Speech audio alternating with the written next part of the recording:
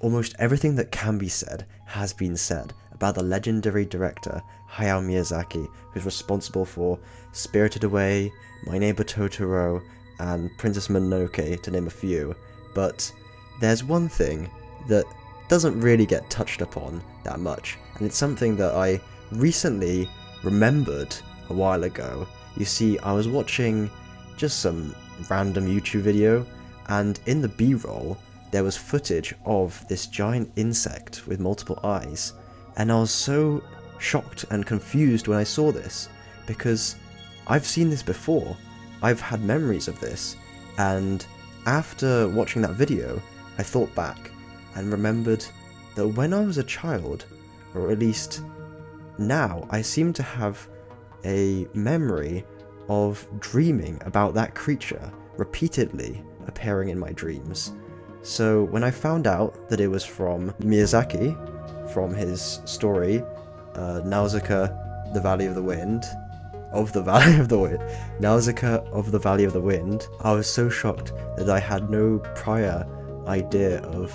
what that was. I just had this concept of the insect and this beautiful forest. So I made it my mission to remember Nausicaä and see why it resonated with me so heavily. Now you see, Nausicaä is probably one of Miyazaki's most important stories, but it's also one of his most overlooked. Miyazaki aspired to draw manga, but he decided at age 22 that he wasn't talented enough, and instead went into animation, and he climbed up the ladder, eventually becoming a director. It wasn't until the director of a magazine called Animage reached out to Miyazaki and asked him whether he wanted to try doing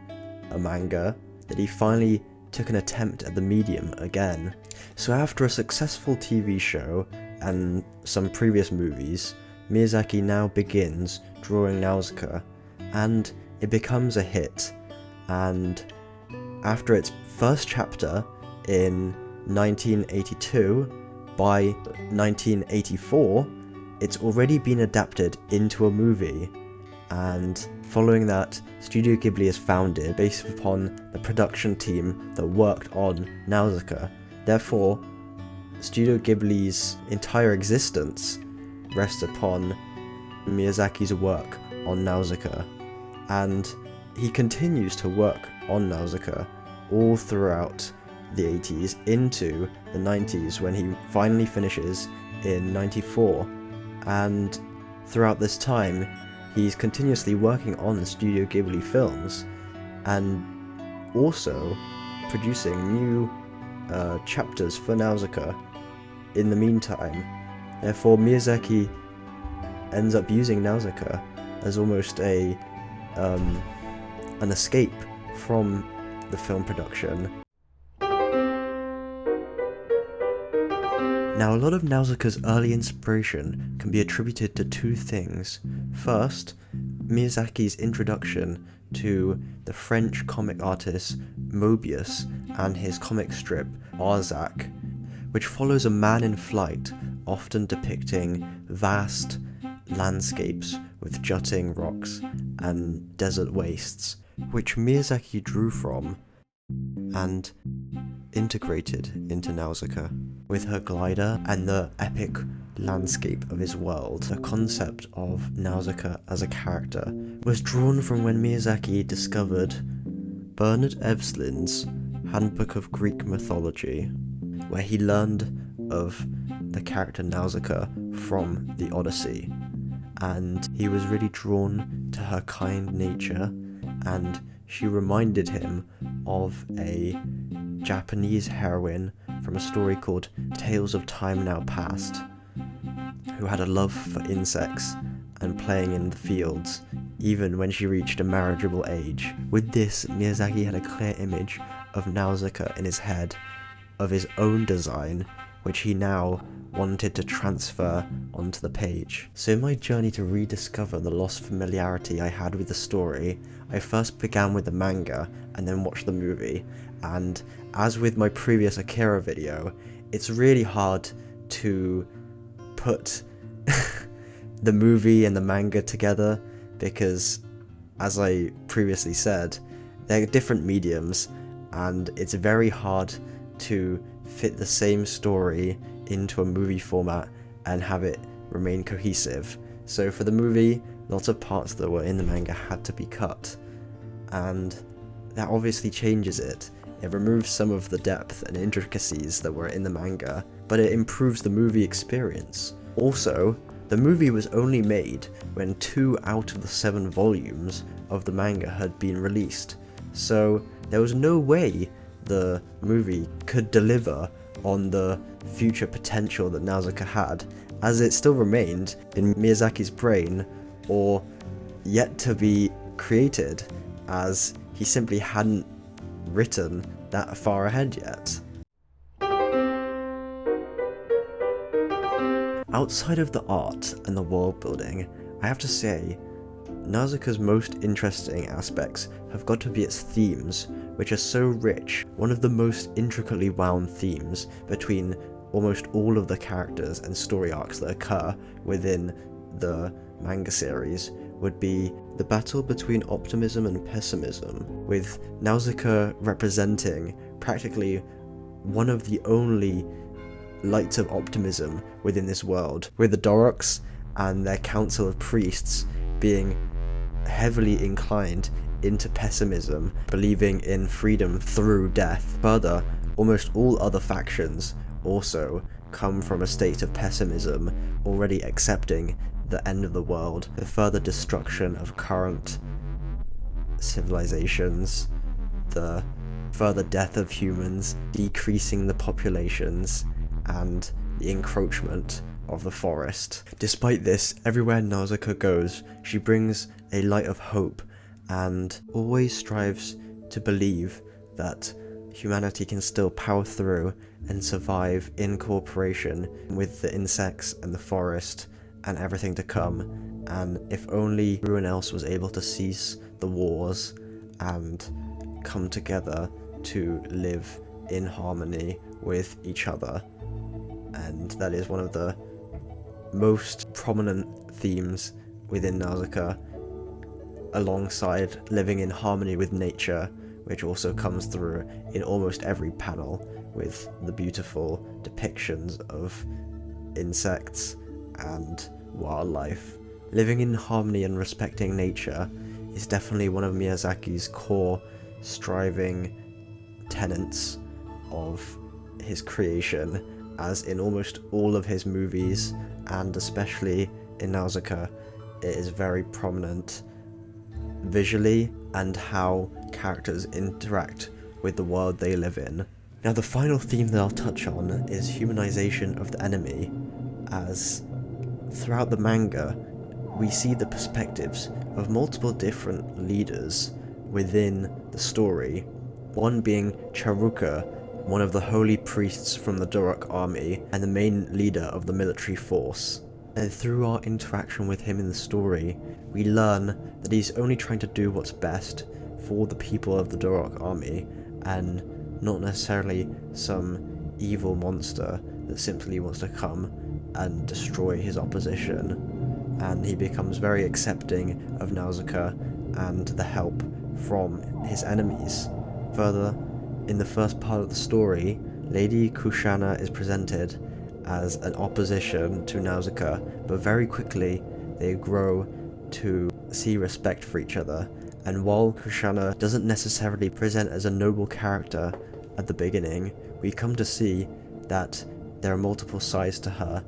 and she doesn't come from a place of evil, but rather is just trying to do what she believes is best for the Toromecan nation and her soldiers in the army.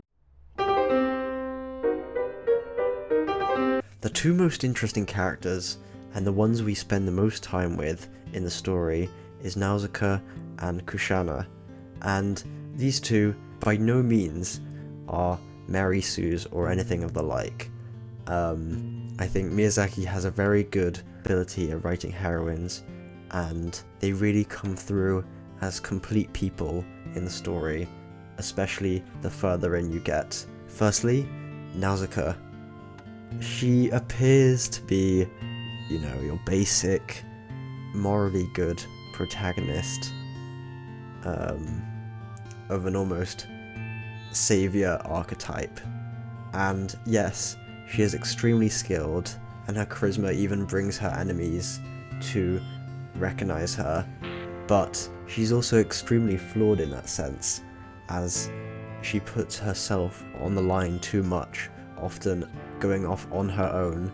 and ending up in situations where she doesn't factor her limit and takes on too much on herself, often ending up in near fatal situations. Further, near the end of the story, with Nausicaä being connected to the birth of the god warrior, she carries this heavy burden all on her own of practically everything that had gone wrong in the story so far. Another character that is just as well developed would be Lady Kushana, the princess to the throne of Toromeka. She begins as almost an antithesis to Nausicaä,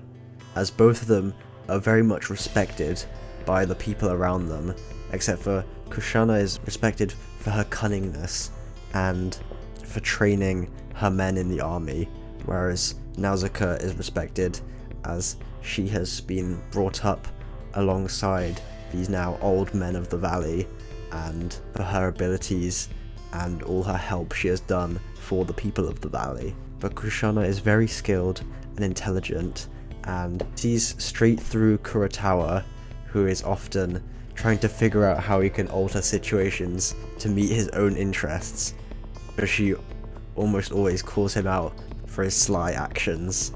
and she's also fully aware of her own father's plots against her and works around that. Now, reading Nausicaä really was amazing, with its intricate locations, characters,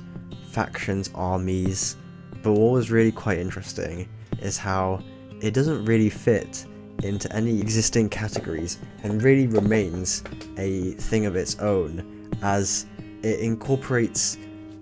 fantasy with modern weapons and vehicles, but is actually a sci-fi because it's set 1,000 years ahead of the Industrial Revolution. And again, heavy spoilers, but the insects and the forest are actually some sort of biopunk engineered biological entity by the previous humans before the 7 Days of Fire. So it really is this strange amalgamation of industrial / modern fantasy sci-fi, and I think that really might be what caused it to stick in my brain. The idea of giant insects along with knights with guns and tanks and corvettes and fighter planes. I think just the absolute absurdity of the story must have been what had it sticking around in my mind when I was a child. But on another note, another way this story is so unique is that Miyazaki actually drew all of this in pencil, unlike the convention of usually using ink. So the entirety of the manga is in pencil. So if he wasn't a legend enough, that just adds to it. With the current state of things today, I think Nausicaä is really a important story, as Miyazaki's thoughts from the 80s of anti-war, anti-weapons of mass destruction, pro-environment, it just resonates even further in today's age and shows how little we've actually moved to a brighter future. I think this is a story we need to hear today more than ever, and I would recommend going out and reading this manga, and we can hope that our future is not that of the 7 Days of Fire and the god warriors.